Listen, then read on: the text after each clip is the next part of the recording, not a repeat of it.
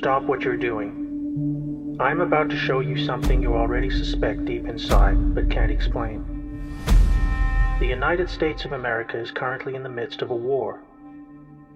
Not the kind when one country attacks another with missiles or tanks. Not like warplanes dropping bombs on our Pacific Fleet. Not like a hostile neighbor launching a surprise invasion across our borders. Instead, we face a cruel and merciless enemy who invented a whole new type of war, one that threatens us now more than all the bombs in the world. They are motivated by pure greed and inconceivable cruelty, and have been silently reversing all that is good for so long that we became lulled into a state of self-destructive compliance, while they tore us apart and robbed us blind. When patriots took back key branches of the U.S. government in 2016, a light was turned on to the vast corruption network that had infiltrated into the highest positions of power across every state. Only then did ordinary citizens begin to realize how close we had come to the end of it all.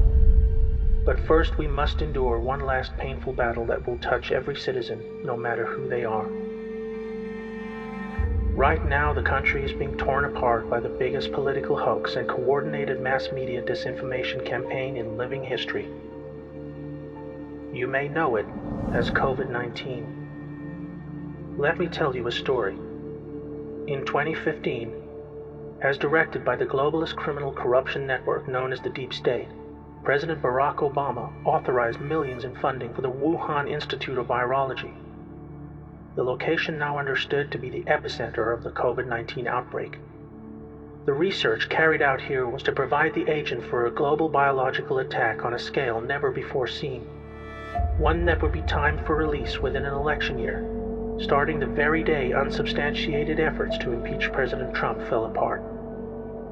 With their base of operations in the Democrat establishment, the Deep State Shadow Corporation embarked on a coordinated irregular warfare insurgency with multiple aims, all under the cover of a global pandemic they themselves manufactured for this purpose.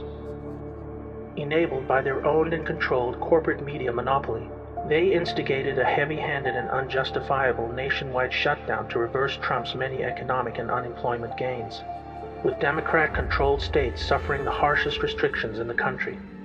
Trump's energetic rallies were halted, hiding from view the surging nationwide passion for his galvanizing message, while Democratic presidential frontrunner Joe Biden was able to avoid interviews and debates where left-leaning voters would not be shown his obvious inability to govern, or the emerging Ukrainian bribery scandal that earned his family millions in illicit kickbacks by abusing his office.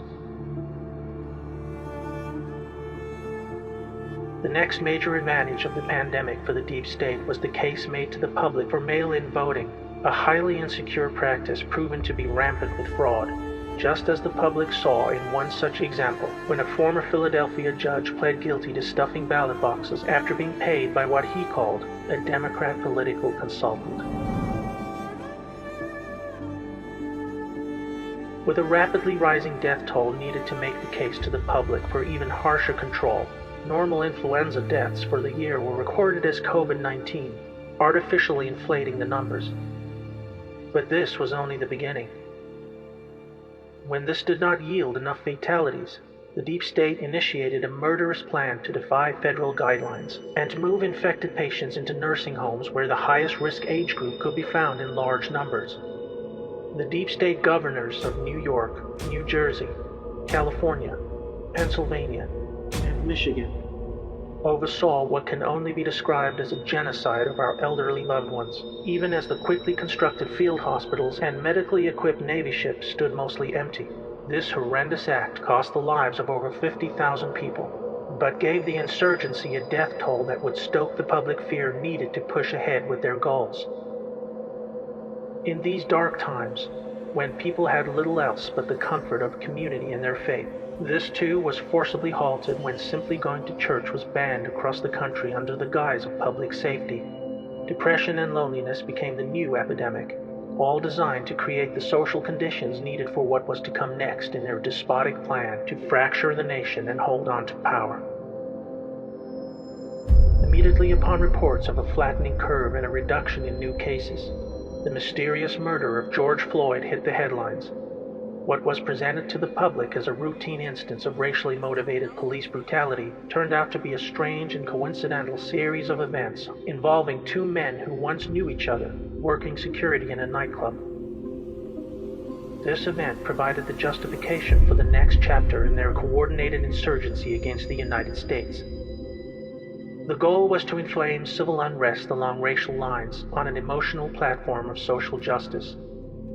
A divided house cannot stand, and the enemy knew this all too well. Black Lives Matter was funded and designed by the corrupt Democrat establishment as a social weapon to draw crowds of well-meaning protesters into harm's way, using them as human shields while they pushed a savage insurrection on city streets. This was intensified even further by folding in the violent paramilitary group Antifa, who were given a free pass by Democrat mayors and governors to loot stores, smash up small businesses, and assault innocent bystanders. The public were shown in explicit detail how Democrat leaders refused to protect local citizens, choosing instead to provide an open road for the anarchists to destabilize civil society, allowing the innocent to be indiscriminately injured and terrorized.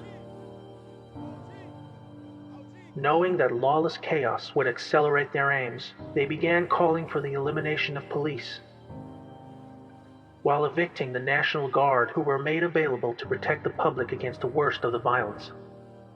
D.C. Mayor Muriel Bowser even called for the elimination of the White House fence, just days after a close call by rioters who attempted to breach the perimeter.